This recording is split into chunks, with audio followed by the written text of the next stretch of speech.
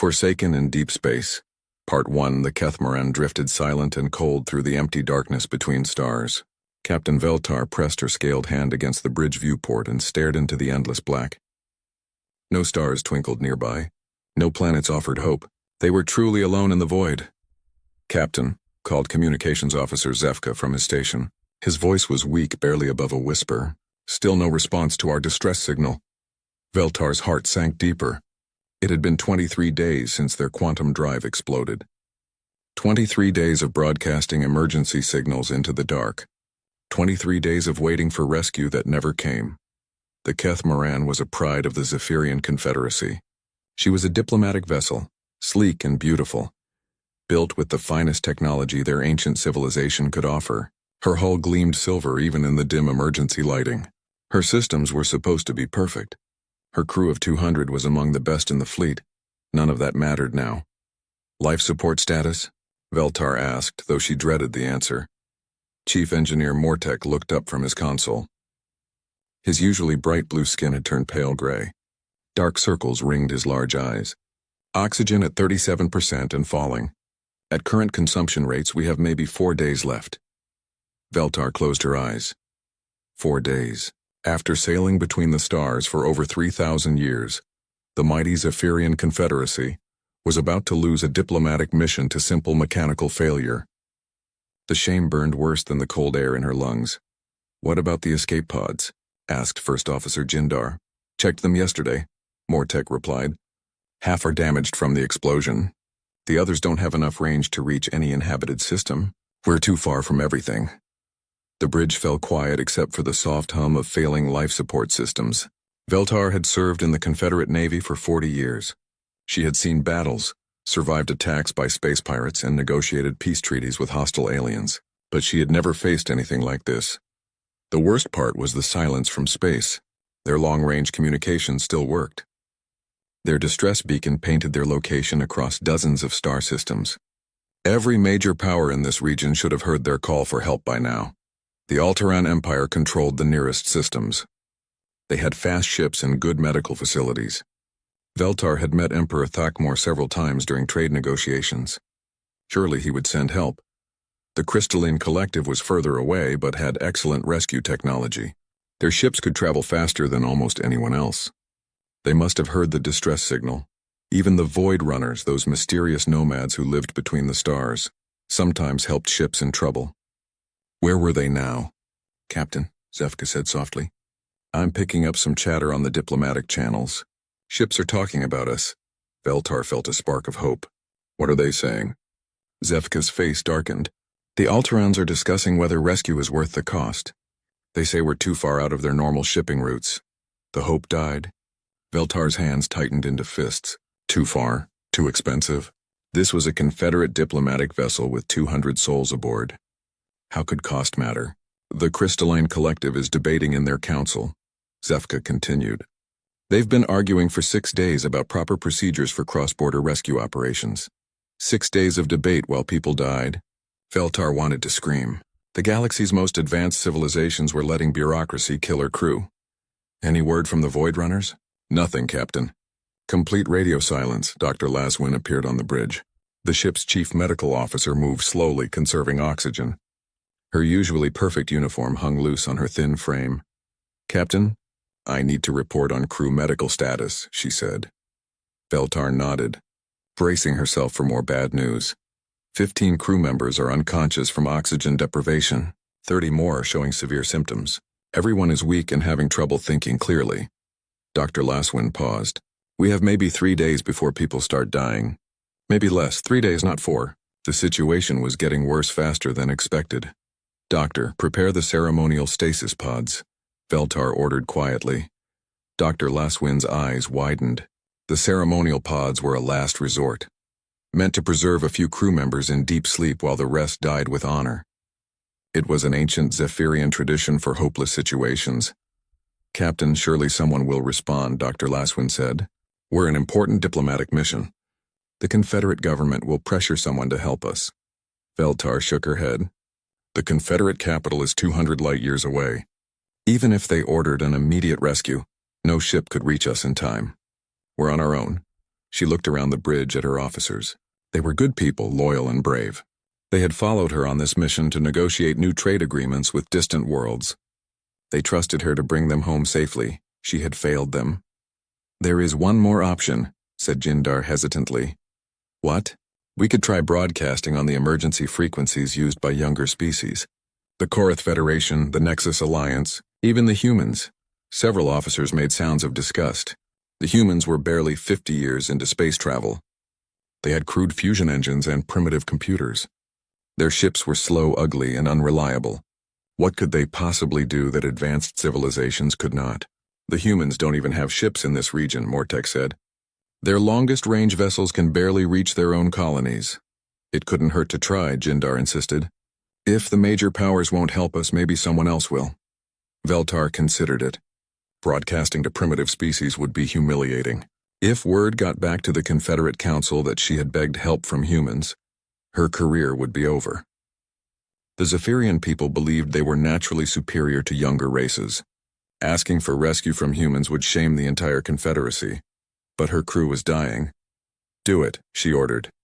"Broadcast on all emergency frequencies. Send our location and status to everyone." Zefka's fingers moved across his console. "Broadcasting now, Captain." The message went out into the dark. A proud Zephyrian diplomatic vessel, helpless and dying, calling for rescue from anyone who would listen, even primitive humans. Veltar returned to the viewport. The stars looked so far away, cold and uncaring like the civilizations that should have helped but chose not to.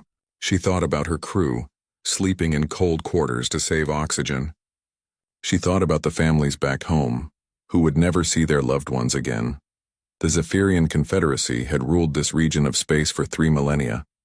They had built great cities among the stars and spread their culture to dozens of worlds.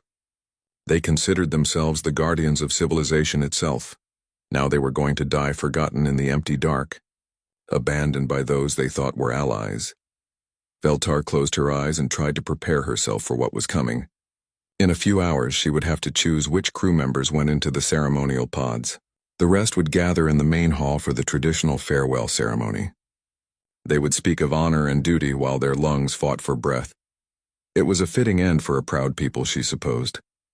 They would die as Zephyrians had always died, with dignity and courage, but she wished just once someone had answered their call for help. Forsaken in deep space, Part 2 Captain Veltar stood in the ship's main hall, watching her crew prepare for the end. They moved slowly in the thin air, but with quiet dignity. Some meditated in the traditional Zephyrian way. Others spoke softly with friends, sharing final words. The ceremonial stasis pod stood ready in the corner. Only 12 pods for 200 people. Veltar had chosen the youngest crew members with the best chance of survival. They would sleep in the pods while the ship drifted through space, hoping someone might find them years from now. The rest would die tonight. Dr. Laswin approached with a small device in her hand. "Captain, the ceremonial sleep gas is ready. When you give the word, it will fill the hall. Everyone will fall asleep peacefully. No pain, no fear," Veltar nodded. It was time to speak the traditional farewell words to her crew. She opened her mouth to begin the ceremony. "Captain," the voice of Communications Officer Zefka echoed through the ship's speakers. "Contact on long-range sensors. Ship approaching fast." The hall fell silent. Veltar felt her heart jump. "What kind of ship?" "Unknown configuration, Captain. But it's moving much faster than anything should be able to at this distance. They'll be here in less than an hour." Veltar ran to the bridge as fast as her weak legs could carry her. The thin air made her dizzy, but hope gave her strength. On the main screen, she could see a small dot of light growing larger. "Have they responded to our signals?" she asked. "Yes, Captain." Audio message coming through now. The bridge speakers crackled to life. A strange voice spoke in accented but clear galactic standard. "Zephyrian vessel Kethmaran. This is Captain Sarah Chen of the United Earth ship Indomitable. We received your distress call and are moving to assist. Please respond with your current status and medical needs." The bridge crew stared at each other in shock. A human ship. Actually responding. "Actually coming to help, humans?" whispered First Officer Jindar. "How is that possible? Their ships can't travel this far." Veltar grabbed the communications microphone with shaking hands. "UES Indomitable, this is Captain Veltar of the Kethmaran. We have 200 crew members aboard. Life support failing. Oxygen at critical levels. Multiple crew unconscious, please. We need immediate assistance. Copy that, Kethmoran. We're pushing our engines to maximum. ETA 47 minutes. Hold on, we're coming.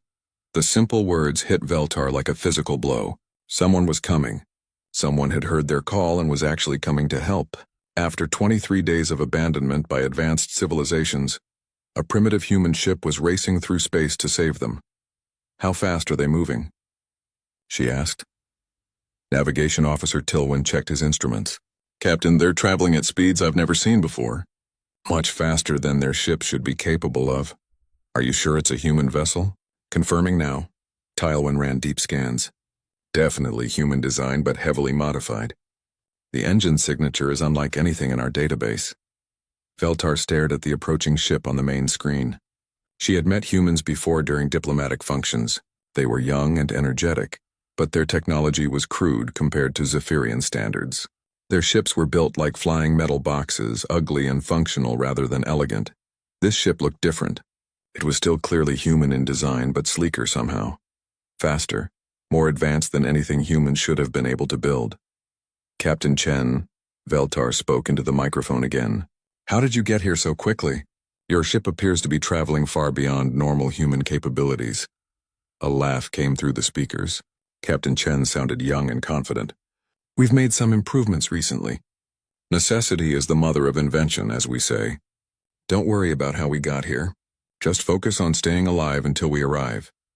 The next 40 minutes felt like hours. Veltar watched the human ship grow larger on her screens while her crew grew weaker by the minute. 3 more Zephyrians collapsed from oxygen deprivation. Dr. Laswin moved between patients, trying to keep them alive with emergency stimulants. Finally, the human ship arrived. The UES Indomitable was not what Veltar expected. Yes, it had the boxy human design, but it was massive, larger than many Zephyrian warships. Its hull was scarred from combat, covered in additional armor and weapon systems. This was not a peaceful exploration vessel. This was a ship built for war. Kethmoran, this is the Indomitable. We're scanning your ship now to assess the situation, preparing to dock and transfer emergency supplies.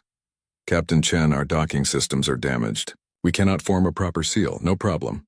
We'll use emergency umbilicals and pressure suits. My crew is experienced with difficult rescues.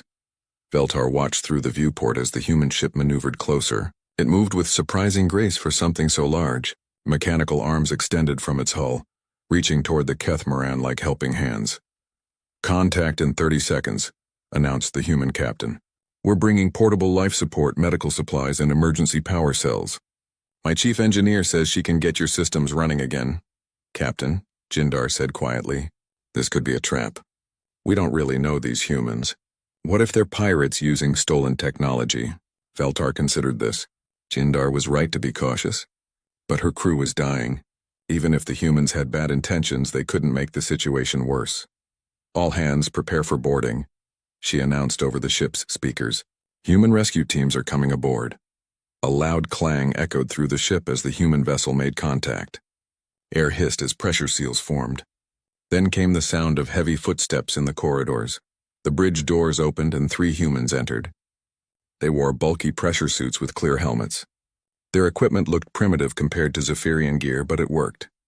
Veltar could see determination in their eyes. The leader removed her helmet, revealing a woman with short dark hair and kind eyes. She looked young for a starship captain, maybe 40 standard years.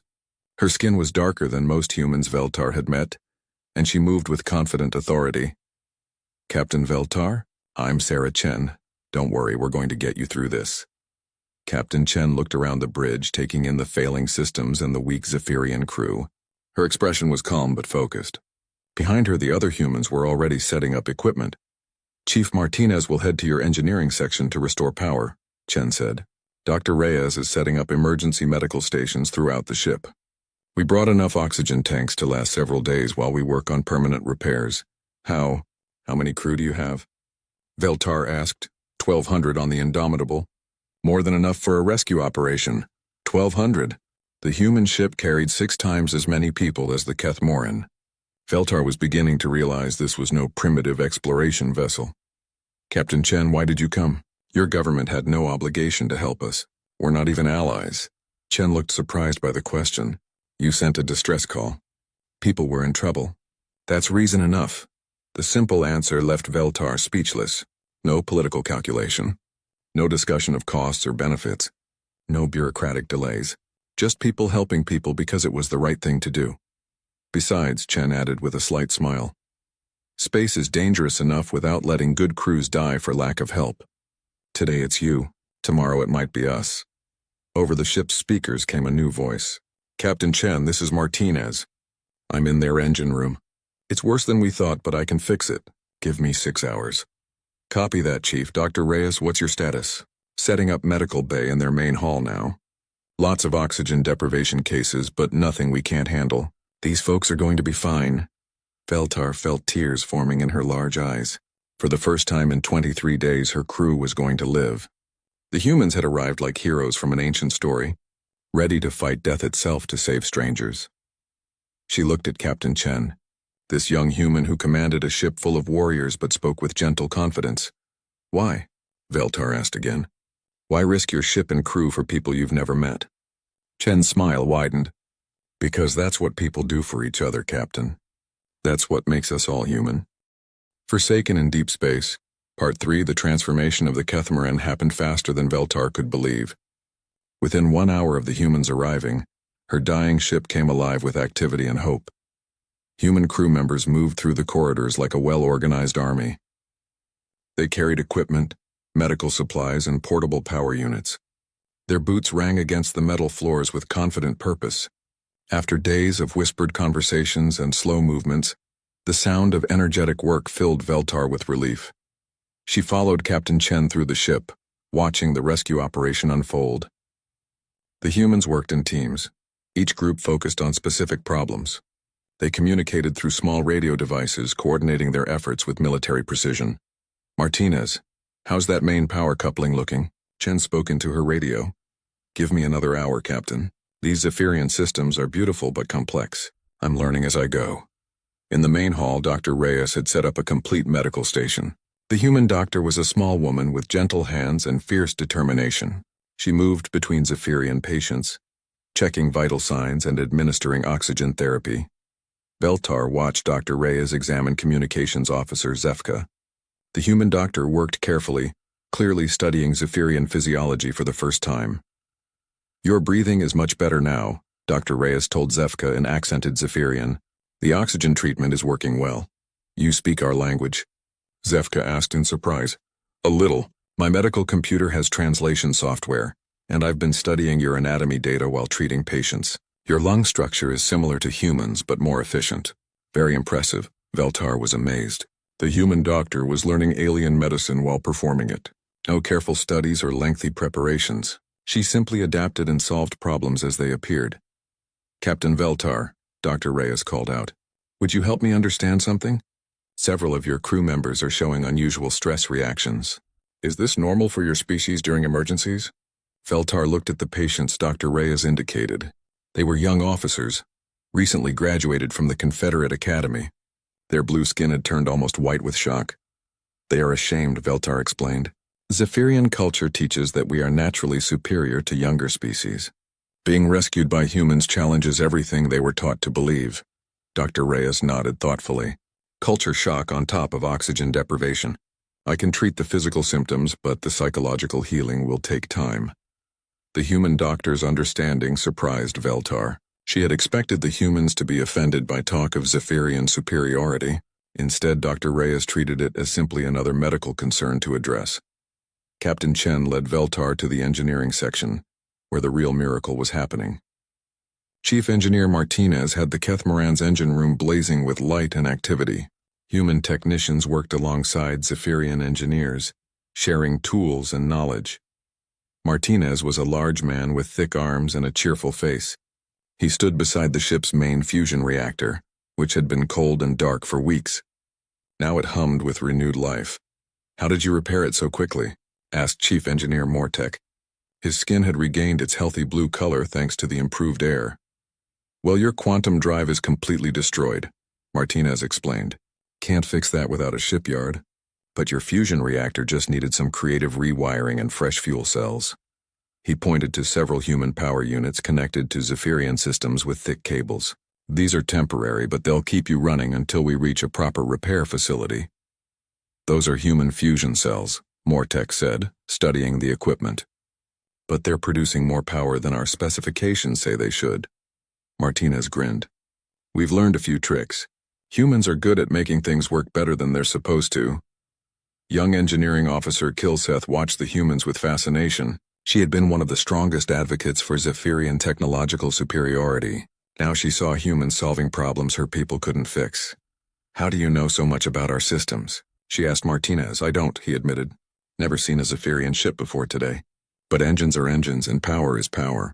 The principles are the same everywhere. Kilseth looked confused. But without detailed technical manuals and proper training protocols, how can you? You learn by doing. Martinez interrupted gently. You try things, see what works, and adapt. Sometimes the best solutions come from not knowing what's supposed to be impossible. Veltar found this conversation deeply disturbing. Zephyrian engineering was based on careful study, precise calculations, and strict adherence to tested procedures. The idea of just trying things went against everything her people believed about proper technology. Yet it worked. The humans had restored power to her ship in hours using methods that made no sense according to Zephyrian theory. Captain Chen, Veltar said, your crew is taking significant risks to help us. What if your modifications fail? What if our systems overload and damage your ship? Chen shrugged. Then we'll deal with those problems when they happen. Right now, your people need help. That's what matters. The simple answer frustrated Veltar. Where was the careful risk analysis? The safety protocols? The proper authorization procedures? These humans acted like they could solve any problem through determination alone. Worse, they seemed to be right. As the day continued, Veltar watched her crew change. The fear and despair were gone, replaced by curiosity and growing respect. Zephyrian officers worked alongside human technicians, learning new approaches to old problems. Petty Officer Jackson, a young human with bright red hair, was teaching navigation techniques to Tilwen. They sat at the navigation console, comparing star charts and calculation methods. Your computers are amazing, Jackson said, much faster than ours. But you rely on them too much. What happens if they break? We have backup systems, Tilwen replied. What if those break too? Tailwind looked puzzled. That's extremely unlikely. Zephyrian technology is very reliable. Maybe. But humans learned to navigate by hand first, then added computers to help. We can still find our way if all the fancy equipment fails. Jackson showed Tailwind how to calculate jump coordinates, using only basic mathematics and star position data. It was crude compared to Zephyrian computers, but it worked. Your people have backup plans for everything, Tilwen observed. Space is dangerous, Jackson said. Things go wrong all the time. You have to be ready for anything. In the medical bay, Dr. Laswin was working with Dr. Reyes to treat the most seriously injured crew members. The human doctor's equipment looked primitive, but her techniques were effective. Your surgical methods are very different from ours, Dr. Laswin said. Probably less elegant, Dr. Reyes admitted. Human medicine focuses on keeping people alive first, perfection second. We can make it pretty later. But you're achieving better results than I was with more advanced equipment. Dr. Reyes smiled. Sometimes simple and reliable beats complex and perfect. Besides, the most important tool any doctor has isn't a machine. It's the determination to never give up on a patient. That evening, Captain Chen joined Veltar on the bridge. The human ship Indomitable was still docked alongside, sharing power and resources. Both crews worked together so naturally that it was hard to tell who belonged to which ship. Your people are remarkable, Veltar said. I've never seen anything like this rescue operation. Your crew is pretty impressive too, Chen replied. They adapted quickly to our methods. Good people in a bad situation. Why didn't your government tell anyone about your improved technology? These advancements could change galactic politics. Chen was quiet for a moment. Humans learned some hard lessons recently. There are forces out there that don't like the idea of young species getting too powerful too quickly. We've found it's better to stay quiet and help where we can. Veltar thought about the empty space around them.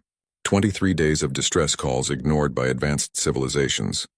23 days of bureaucratic delays and cost calculations while people died. Then humans had simply appeared and started saving lives. The other powers, Veltar said slowly. They knew you were coming, didn't they? They could have rescued us, but they waited to see what you would do. Chen's expression darkened. Politics is a dangerous game, Captain. Sometimes good people get caught in the middle. Veltar felt anger building in her chest. Her crew had been abandoned, not from inability, but from calculation. The major powers had used their suffering as a test of human intentions. That's monstrous, she whispered. That's why we came, Chen said. Someone has to prove that there's still decency in the galaxy. Someone has to show that helping strangers isn't naive or weak. Veltar looked at this young human captain who commanded a powerful warship, but spoke of decency and kindness. Her people had spent 3,000 years building a civilization based on superiority and careful control. These humans built theirs on hope and determination to help others.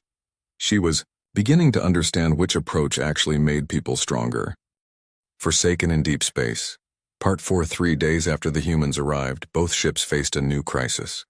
Veltar was reviewing repair progress with Captain Chen when alarms began blaring throughout the Kethmoran. Emergency in engineering. Chief Martinez's voice crackled over the communications system. Quantum field resonance building in the damaged drive core. Both ships need to evacuate the area immediately. Veltar felt ice form in her veins. Quantum field resonance was every spacer's nightmare. When damaged quantum drives began resonating, they could tear holes in space itself. The energy release could destroy both ships and leave a dangerous gravity well that lasted for years. How long do we have? Captain Chen asked calmly. Maybe 30 minutes before cascade failure. Maybe less. Chen moved to the bridge communications panel. All human personnel. Emergency evacuation protocols. Return to the Indomitable immediately. Wait, Veltar said. What about my crew? Your ship can't hold all of us. We'll make room. Emergency regulations. People are more important than comfort. But even as Chen spoke, Veltar knew the mathematics. The human ship was already crowded with 1,200 crew members. Adding 200 Zephyrians would strain life support beyond safe limits. Some people would have to stay behind. Captain Chen, Martinez called again. I might be able to stop the resonance, but I'd need help from someone who understands Zephyrian quantum theory. This is advanced stuff. Young engineering officer Kilzeth stepped forward. I specialized in quantum field dynamics at the academy. I could assist. Veltar grabbed Kilzeth's arm. Absolutely not. If the core explodes, anyone near it will die instantly. But if we don't try, everyone dies anyway, Kilzeth replied. Let me help him. Captain Chen studied the young Zephyrian officer. Have you ever worked on emergency repairs under combat conditions? No, Captain. But I understand the theory behind quantum field stabilization. Theory won't keep you alive if something goes wrong. You'll have to trust Martinez completely and follow his lead even if his methods seem wrong. Kilzeth straightened her shoulders. I understand. Veltar watched her youngest officer volunteer for almost certain death. Kilzeth had been raised to believe humans were primitive and unreliable. Now she was willing to bet her life on human engineering skills. I'm going too, announced Chief Engineer Mortek. If we're going to save both ships, you'll need all the help you can get. Mortek, you have a family, Veltar protested. So do the humans risking their lives for us, he replied. Besides, I want to see how they plan to solve an impossible problem.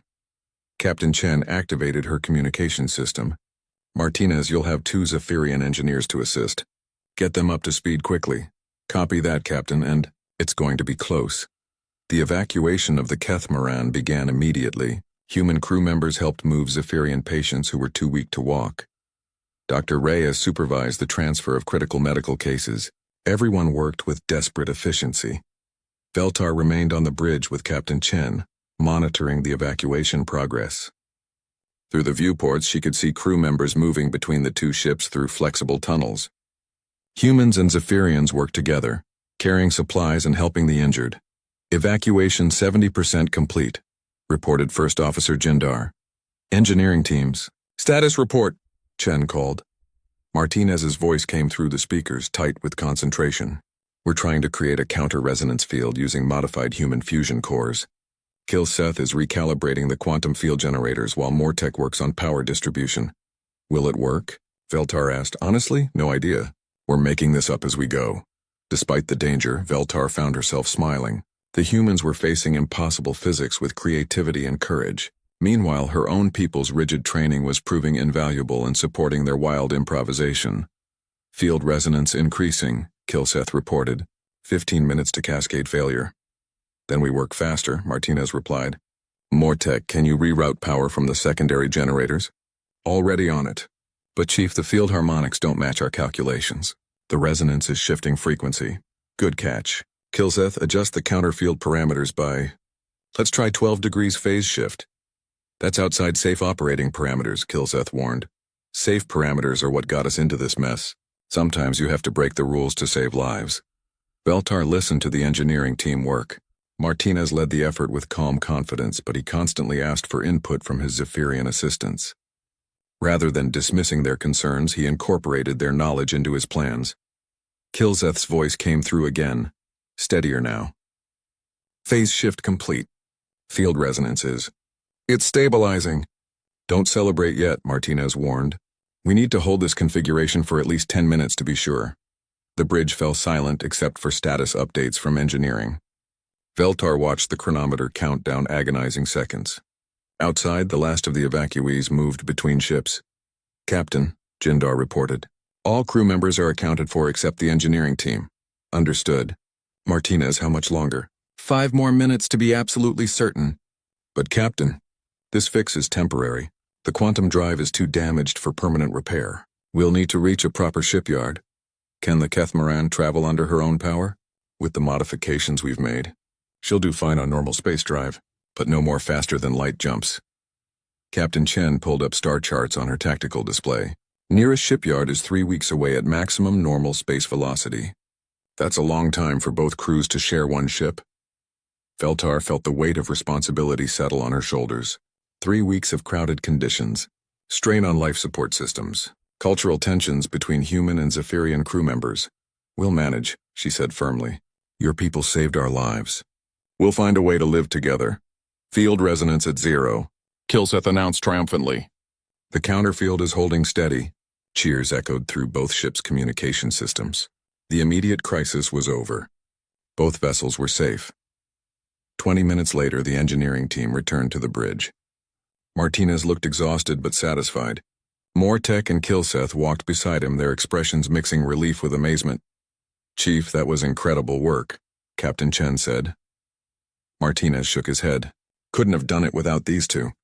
Kilseth's calculations were perfect and Mortec knew exactly how to implement them safely. Kilseth looked at the human engineer with obvious respect. I've never seen anyone solve problems so quickly. You made decisions in minutes that should have taken hours of analysis. Sometimes fast and mostly right beats slow and perfect, Martinez replied. Besides, you provided the analysis I needed. Just faster than usual? Mortec nodded thoughtfully. Your methods are unconventional, but effective. You trusted us to adapt our knowledge to your approach. That's how teams work, Martinez said. Everyone contributes what they do best. Veltar watched this exchange with growing understanding. The humans didn't see Zephyrian knowledge as a threat to their authority. They saw it as a resource to be combined with their own skills. Meanwhile, her officers were learning to think beyond their training and embrace creative solutions. Captain Chen, Veltar said, my crew and I owe you everything. How can we possibly repay this debt? Chen smiled. No debt, Captain. This is what people do for each other. But if you want to help, teach us. Share your knowledge. Show us how Zephyrian science works. You want our technology. I want our peoples to understand each other better. Technology is just tools. What matters is how we use it to help people. That night, both crews gathered in the Indomitable's main recreation hall. The space was crowded but comfortable.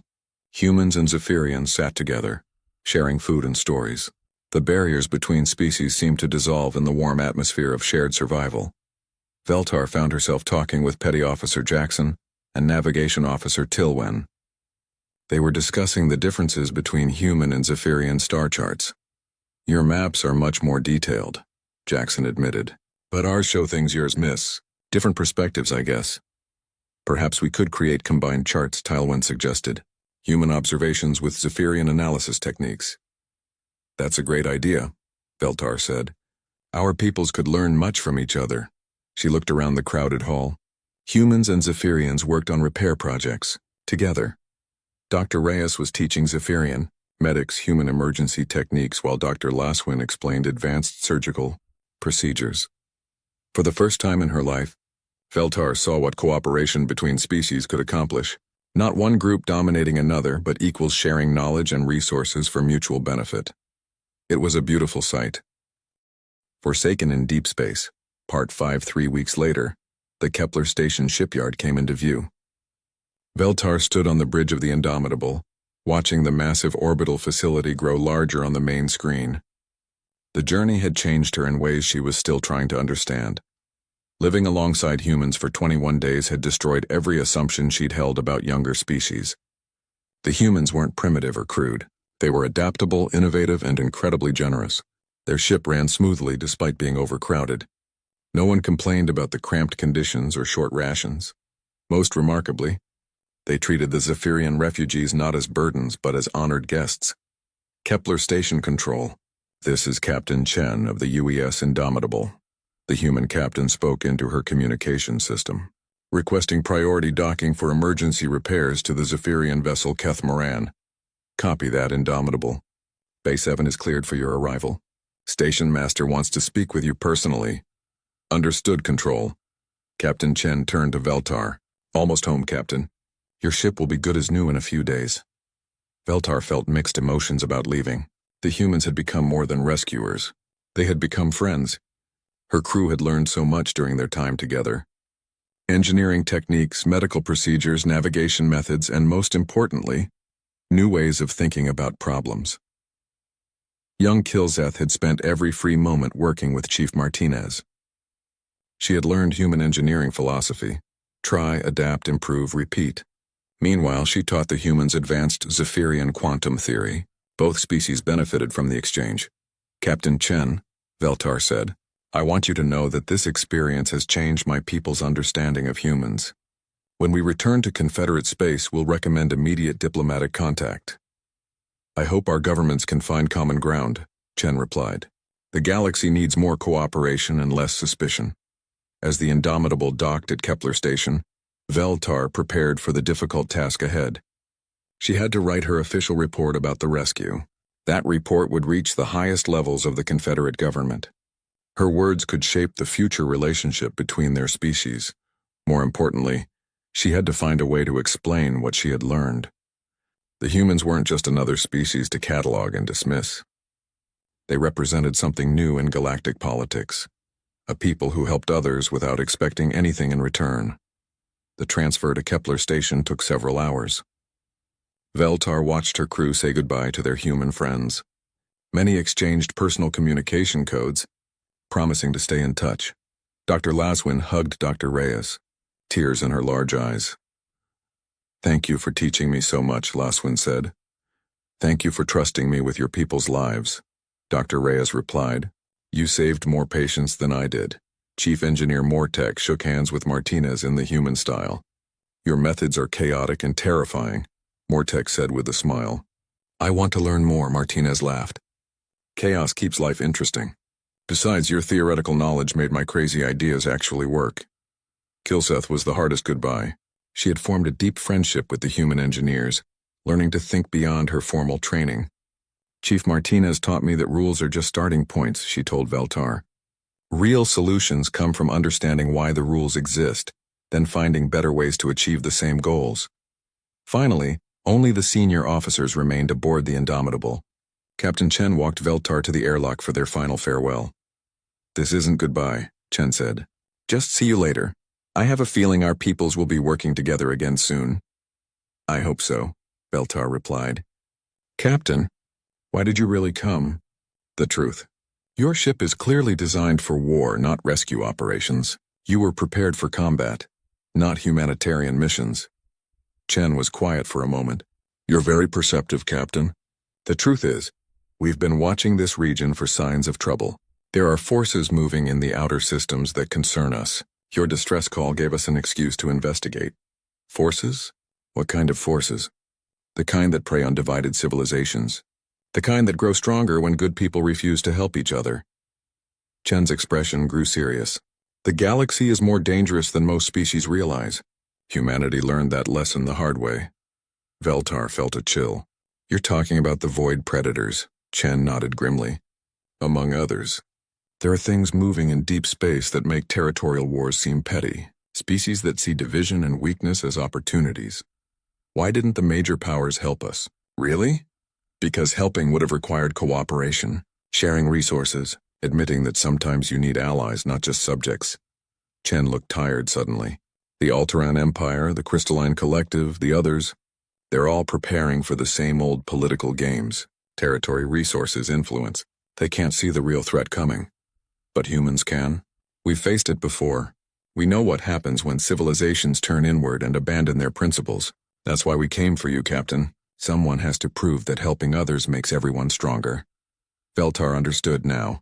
The human rescue wasn't just about saving one ship. It was about demonstrating a different way of thinking about galactic politics. Cooperation instead of competition. Mutual aid instead of calculated advantage. The Confederate Council needs to hear this, she said. I hope they listen, because ready or not, the real test is coming. When it arrives, the galaxy will need every ally it can get. 2 days later, Veltar stood in the communications center of Kepler Station. The Kethmaran was nearly repaired, her quantum drive replaced with the latest technology. Soon they would return to Confederate space, but first she had a message to send. Priority transmission to the Confederate High Council, she told the station operator. Emergency diplomatic classification. The holographic communication platform activated, connecting her to the council chambers on Zephyria Prime. 5 elderly council members appeared as blue-tinged holograms, their expressions stern and impatient. Captain Veltar, spoke Council Leader Drakmor. We received your preliminary report about human assistance. Explain why you accepted help from such a primitive species. Veltar chose her words carefully. Honored counselors, I request immediate reconsideration of our policies toward humanity. They are not the primitive species we believe them to be. Explain, demanded Counselor Yelbath. Their technology is more advanced than ours in several key areas. Their rescue capabilities exceed anything the major powers demonstrated. Most importantly, their willingness to help without expectation of reward represents a strategic asset we cannot afford to ignore. The council members exchanged skeptical glances. You're suggesting we form an alliance with humans? Asked Counselor Morven. I'm suggesting we recognize that our survival may depend on it. The humans spoke of threats in the outer systems, forces that prey on divided civilizations. We cannot face such challenges alone. Council Leader Drakmor leaned forward. What evidence do you have of these supposed threats? Veltar took a deep breath. For 23 days, our distress signal was ignored by every major power in this region. Political calculations and bureaucratic procedures mattered more than saving lives. Only the humans responded immediately and effectively. She paused, letting that sink in. If our allies abandon us during simple emergencies, how can we trust them during real crises? The humans could be manipulating you, suggested Counselor Yelbath, using emotional appeals to gain political advantage. Then they're remarkably poor at manipulation, Veltar replied. They refused any payment or political concessions. They shared their technology freely and asked for nothing but friendship in return. Impossible. No species acts with such altruism.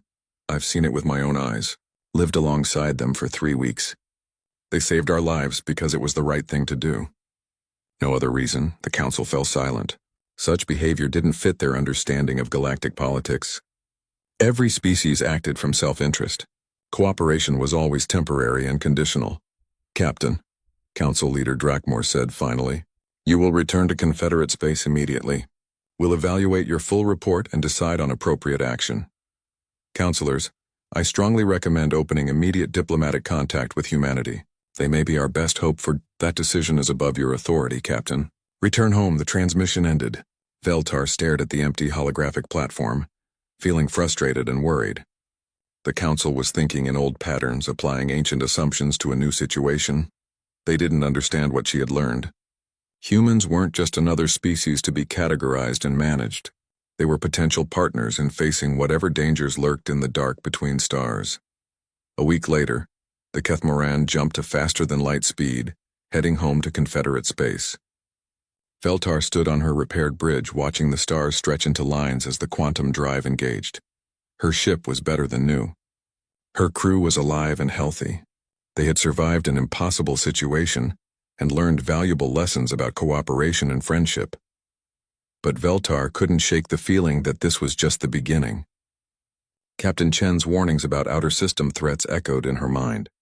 The galaxy was changing, becoming more dangerous. The old ways of thinking about politics and alliances might not be enough anymore. "Captain," called